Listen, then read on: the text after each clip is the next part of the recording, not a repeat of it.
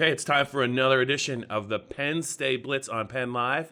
What do we have this week? We got to talk about some Penn State players who are staying and some Penn State players who are going. The all Big Ten defensive and special teams players were announced. Penn State was well represented. We're going to talk about Penn State's place in the college football playoff rankings and what it might mean for their bowl destination. And we're going to close with the Penn State mailbag.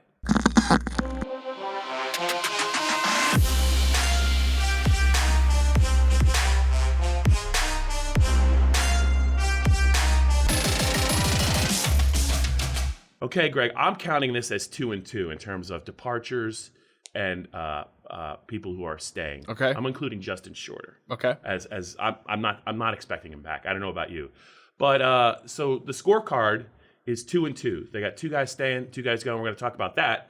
But you had an interesting take on this. You think it's a much more structured, much more organized process on the Penn State end. Yeah. I don't know if it has to do with what happened in the transfer portal last year or the way that players decided to leave last year. But you see something at work here where maybe Penn State is trying to structure this thing. Yeah, so I could be reading too much into it. And keep in mind, we're taping this Wednesday at 11. So there could be some guys staying or going by these things. Sure. There's no rhyme or reason to when these announcements come. So just keep that in mind as you listen to this. But it does seem to me, Bob, that I think James Franklin knew it was a perception problem last year with all the craziness that happened in, 72 hours after the Citrus Bowl loss. Yes. So I do think that they very much tried to get out in front of these. And I think all you have to do is notice how these announcements are being made. They're not typed up in a notes app or a Facebook statement or anything like that. They're program-produced graphics, even for Yetur Gross-Matos deciding to leave. Right. Obviously, Penn State is involved with the making of these graphics. So they had clearly figured this out ahead of time, how they were going to do it. These guys just didn't come to these decisions, I don't think, over the last 3 or 4 days. It was probably pretty well known what was going on. So I think that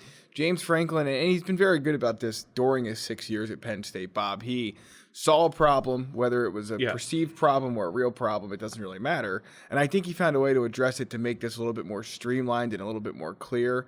Will we get some guys that make decisions after the bowl game? Yeah, no question. But I think as much as they can control this kind of thing, it feels like they did. Okay, so let's run through it. I said we're going to include Justin Shorter, who announced for the transfer portal last week. The 5-star recruit in the 2018 class, never really got going at Penn State. He could always change his mind, but the fact that he did it in season, the fact that he's no longer on the roster, he's gone. Yetur Gross-Matos just a couple of minutes after he was named to the first team All Big Ten defense for the second consecutive year. They have the statement ready to roll. He's going to play in the bowl game, which is significant, and then he's going to get ready for the 2020 draft. He could be a first-round pick. Now let's talk about the guys who are staying, which is probably what Penn State fans are pretty excited about. Pat Freiermuth, second-year sophomore, but because of the way that his prep career played out, he was actually eligible for the 2020 NFL draft, or at least he believed he was. Yeah. And Michael Menet, the fourth-year center from Exeter, had a really good year, a little beat up at the end. He might have been tempted a little bit to leave school early. He said he's coming back as well. How do you read this? Anything surprise you? I think we were both expecting Yetur to go. Yes. He's also not 100% healthy. I'm wondering even if he's going to be able to play in the bowl game. That looked like his lower left arm or shoulder, was bothering him. I think he hurt it in the Ohio State game. But if you look at the comings and goings, what are your thoughts? Yeah, I guess if you think Yetur might be a 6-week kind of deal, he could be ready. But I don't know. I could easily see him being suddenly unhealthy when that game rolls around, and I wouldn't blame either side if that was the case. So we'll just have to, So we'll just have to wait and see. But I mean, he was playing with a cast on his wrist, it looked like at one point. I mean, I think he was pretty well banged up. So he'll probably just wait and see if he gets a Senior Bowl invite, and that might be the next time he hits the field. We'll have to wait and see. But yeah, Menet surprised me a little bit. I thought he might go, but at the same time, he clearly wasn't 100% down the stretch. Doesn't have his degree yet. So I think that was a big deal, too. I do, too. So I'm not shocked that he's coming back, and kind of the same with Freiermuth, quite honestly. I think that definitely he's going next year. I don't think there's any question about that unless he gets hurt. But to come back for another year, add some weight, this is a fairly... I think he would have been in the top 3 tight ends taken, but I don't know when that first guy will go off the board this year. So you put it all together, and it's not terribly shocking for either one of those guys to come back, nor is it surprising that Yetur is going to go. The question now is Penn State has, 28 class of 2020 commitments. They got to shed roster space somehow. That's what's going to be interesting to follow over the next couple of weeks and even month to come is how are they going to shed enough space between the portal and the draft to get down to 85 scholarship players. Yeah, and with Menet coming back, I think it's safe. We could take a look at the offensive line and project it. It looks like it's going to be pretty good. You have Menet at center. Miranda can play guard. C.J. Thorpe can play guard. You got Rasheed Walker. I'm guessing Will Fries is not going anywhere, even though I wouldn't think so. I just don't know. I don't know what the upside is for him leaving and for going his final year. You know, he clearly, I think the Ohio State game was probably a little bit of an eye opener for him when he got matched against Chase Young. So, I mean, I think you could look at the offensive line as a strength for sure in 2020 with all those guys back. They really feel like maybe all 5 starters are back. They're going to lose Steven Gonzalez, but they have played Miranda and Thorpe a lot this year, probably with an eye towards next year. Yeah, they love what they got out of Des Holmes, I think, for much of this season. A couple of the younger interior offensive linemen have made nice strides. So that group, but, you know, again, I hesitate to get too amped up about it because we've done that before. Well, I mean, that's played a role too. But it's just, I think to me, it's more about, again, it's very hard to trust that this offensive line is going to do everything you want it to do. I think it's actually been better than what most people give it credit for this season. But again, at times, you know, it struggled against the best teams, and that's been a theme of really the James Franklin era. Yeah. Okay, so we teased the fact that Yetur was named first team All Big Ten. A little earlier this week, they named the defensive and special teams guys. As we talk about this, the offense has not been named. And really, the big news for Penn State is Micah Parsons, who first team All Big Ten linebacker, coaches and media. Also, I want to make sure I have this right, the Butkus Fitzgerald linebacker of the year, the 9th year they've given a linebacker of the year award. 3rd Penn State guy to get named, first sophomore ever to win the award. He joins the company of Michael Mauti and Mike Hull. Greg, for a guy that didn't really start last year and for a guy that really wasn't on a lot of national radar as this kind of player, let's just talk a little bit about the year that he's had. Yeah, no question. I mean, he's been terrific for a person that's only played linebacker for 2 seasons, and both of those that come at the level of college football he's playing. It's pretty darn impressive. 95 tackles, I believe. 95 tackles, yes. And I mean, he was more often than not Penn State's best defender game in and game out. So I'm with you. I didn't think it was the case until you mentioned it, I think, on the way up to State College Rutgers week. But he has as good a shot to win the Butkus Award as anybody on that list. Yeah, the Clemson guy's going to be tough to beat. The Wisconsin guy's good. But Micah's really, I think Micah is, I mean, you just look at him and if he just continues to develop, I mean, he is a genuine first-round talent, maybe even a high pick. There have been some linebackers go very high in the draft, but his development really is kind of, been off the charts good. And I don't think James Franklin is blowing smoke when he says he hasn't even scratched the surface of his potential. What stood out the most to you about his year this year? Yeah, I just think it was, again, the development of the mental side of the game and playing more with an understanding of where plays were going to end up as opposed to just seeing it and reacting and just being so athletic that he'd end up in the right place kind of by happenstance. I think we saw this year that he was very good when it came to being there because he knew where it was going to go as opposed to reacting to when he saw things take place. So, yeah, and just I think he grew as a pass rusher a bit too. They tried that a bit more last year, but toward the end of the season, I think there was a game at home toward the end of the year where they blitzed him a ton and didn't really get home. He got home more this year, impacted more plays. To say he took a stride in the right direction, I think all those linebackers did. I thought Cam Brown had a nice year, Jan Johnson too, and Mike is certainly probably atop that list. You know, there was a play late in the regular season that he almost made, but he couldn't because the ball got away. His closing speed, his game speed just stands out to me at 245 pounds. There was a play in the Indiana game where Peyton Ramsey was running for his life to get away from Micah Parsons, and he was running the other way, and Micah almost, there was like a 10-yard gap, and Micah had almost closed it before he threw the ball away. Yeah. Just the physical nature of his game and the speed at which he plays, I just think are what stood out to me. He was, no matter who was on the other side of the field, he was the better player, I think, more often than not.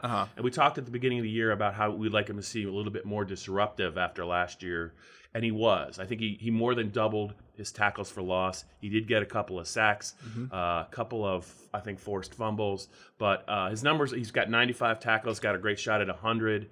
And yeah, he just needs to continue to develop. And he's also, you and I know, I don't know the fan base times, he's really a refreshing guy to talk to after games. Like, you never know what he's going to say. Right. But he's always kind of got a smile on his face, and he'll kind of, play a little bit with the media no matter what you want to ask him. Right. Yeah, he is a very interesting personality. There's no doubt about that. Okay, so Yetur and Micah Parsons, first team, both coaches and media. A little bit of a surprise and a pleasant surprise. Shaka Toney, second team defensive line coaches. I think Robert Windsor, and Cam Brown were third team coaches. Yep. And Tariq Castro-Fields was a corner, third team media. I hope I didn't miss anyone as far Garrett as Taylor was an honorable mention. Yeah, I believe, there right? were a bunch of guys that were honorable mention. I just meant the first three teams. Yeah, I thought that Tariq Castro-Field's inclusion was interesting. I thought, he had an okay year. I don't know if it was all Big Ten third team good, but that's how the voting goes. Not quite a member of the TCF fan club. I thought he had a nice year, but I didn't think it rose to that level. I think that Shaka Toney. I think we talked about the players who have developed the most. We talked about Journey Brown. We talked about Lamont Wade, who was an honorable mention, pick coaches in media. But I think we probably got to throw Shaka Toney in there. Really, he's playing at a very high level, and I hate to say it because we're as a media member who voted. I think the coaches team, carries more weight. Agreed. You, yeah. In this, and for them to recognize him as essentially a top 8 defensive lineman in the Big Ten, I think that really speaks volumes for his development. Disruptive player, Greg. As we talk about this now, we talked about players staying and going. I'm really not sure about him. My initial reaction is he's thinking probably long and hard, maybe about leaving, especially now that he got this recognition. I think he is a pass rusher, a pure pass rusher, and that's what the league's looking for. Yeah. Your thoughts just on him? Yeah, there's a use for him for sure. And, the biggest thing he's had trouble with at Penn State's keeping weight on. It seemed like he played most of this season at the weight that he's been destined to play at. So I think the question is, does he want to come back and put one more year like that on film? Right. Maybe have a year kind of like Yetur and rise his stock that way? Or does he want to go now and take his chances with where he ends up? That's the question that him and his family and whoever else is advising him will have to decide on. I think that he'd probably be best served to come back for another year, but I don't know if the reward would be so great that it would mean it would be nuts to go to the NFL at this point. I would just point out that if he comes back next year, Yetur Gross-Matos isn't on the other side. Right. So I think this might be. You look at his numbers and they were good, but he also had a chance to make more plays, and it wasn't his fault. But the effort he played with this year, I thought, was very, very impressive. I think he's a guy to watch very closely as he makes his decision. And Greg, usually the rule of thumb is the longer they wait to make their decision, I think you got to lean towards maybe players who might be thinking about. Agreed. Yeah, I think there's some guys, and KJ, and again, we're taping this Wednesday, December, what is today, 5th, 4th, I don't know. You're close. Close enough. I think there's some guys, as we talk right now, KJ Hamler being one of them, Shaka Toney being another one, that probably want to get some of that NFL Draft Advisory Board feedback in January. So I think you might end up, or I think that comes late December. Either way, some of these guys might hold out and see, kind of get some more feel for where things stand by the end of the bowl game before deciding.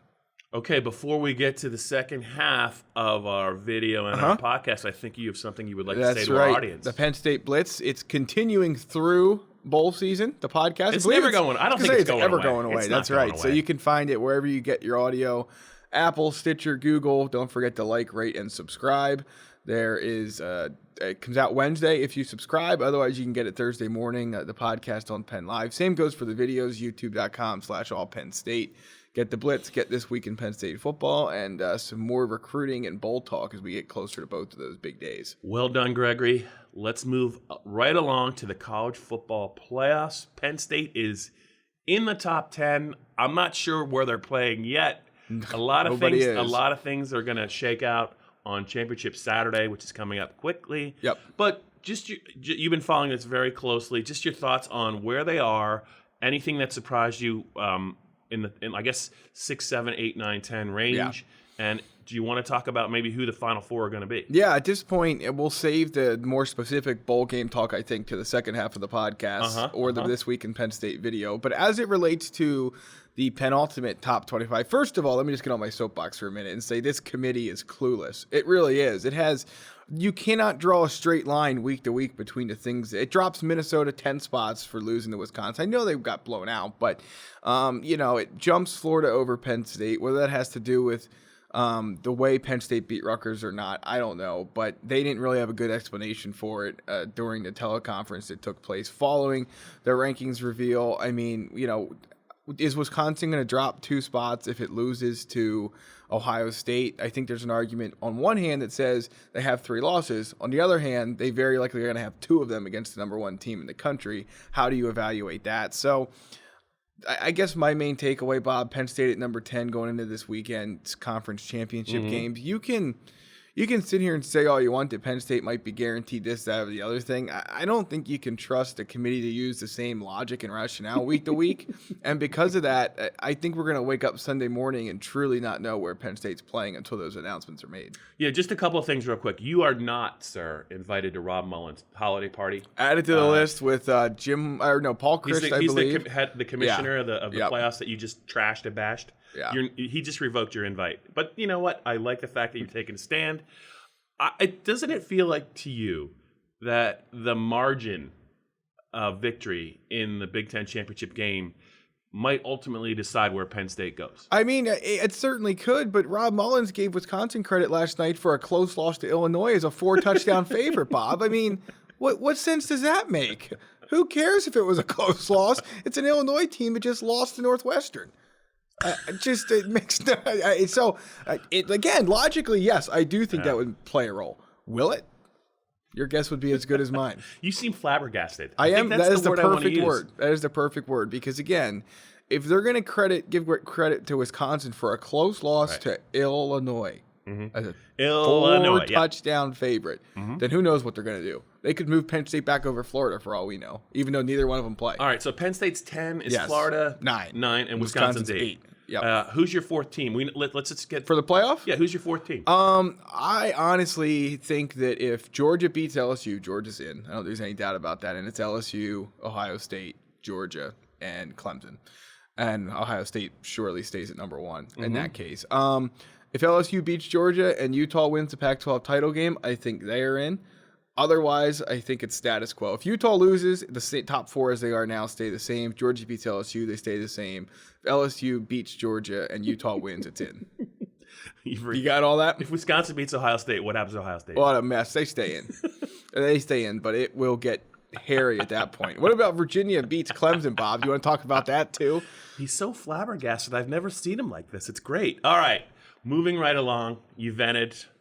Mullen has heard you, I hope, somewhere in the stratosphere. He's somewhere sitting talking in very short sentences about comparing teams that are close together in the rankings. I love this new side of Greg Pickle. I hope this is for 2020. I want to see more of this. I think the fans do too. It's a New Year's resolution. Let's keep it up. Yeah. Okay, let's get to the Penn State mailbag now that you're off your soapbox. What do you have? First question. There was a report that came out today on Wednesday that said the Pennsylvanians bought $5.5 million worth of mini Fireball bottles this past year. And I'm just curious, Bob, where are you hiding all of those? Well, I didn't empty the bank account. I didn't, but I do believe in buying in bulk. So let's just say I may have contributed to that total amount of money spent on the Fireball. All right, serious questions now. When you look to wherever Penn State's going to end up, could be any number of places as we sit here and talk about it going in the conference championship weekend. Where would you like to see Penn State play and why?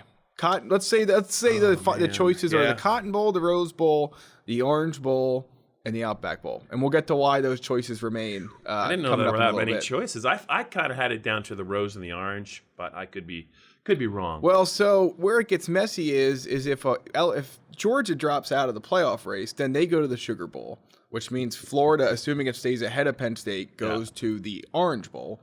And if Wisconsin stays ahead of Penn State, it goes to, we're ruining the next segment, but it goes to the Orange. So it's a mess at this point. We'll get into it in a second. Yeah. Where would you like to go, Bob? Dallas, Florida, or California? So this is a selfish answer. but I'm a selfish person.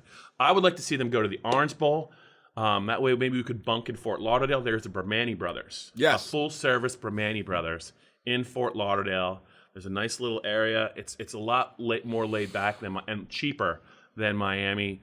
I would vote for Fort Lauderdale and the Orange Bowl. I don't think the problem is if they go, I don't think they'll be playing in their opponent. I don't think will actually get the Penn State fan base excited. But I would say this, Greg, if they would play Oregon in the Rose Bowl, it'd be the 25-year anniversary of the '94 team's victory over Oregon, John Carter. But I just don't know if that gets the fan base excited either. I think the fan base wants to see the best matchup possible. Yeah. And I don't know if you're going to see a great matchup in the Rose Bowl or even in the Orange Bowl. So maybe I don't know. It's crazy. It's crazy. Yeah. I'm starting to get a little flabbergasted. Now you've thrown me off my game. You started talking to me about Fireball. Could be I don't know what up and down. I don't know the difference between up and down. It could be the Jawan Johnson Orange it could Rose be. Bowl. We'll get into that. All right, last question for you before we get into our second video and segment of the Blitz and the podcast.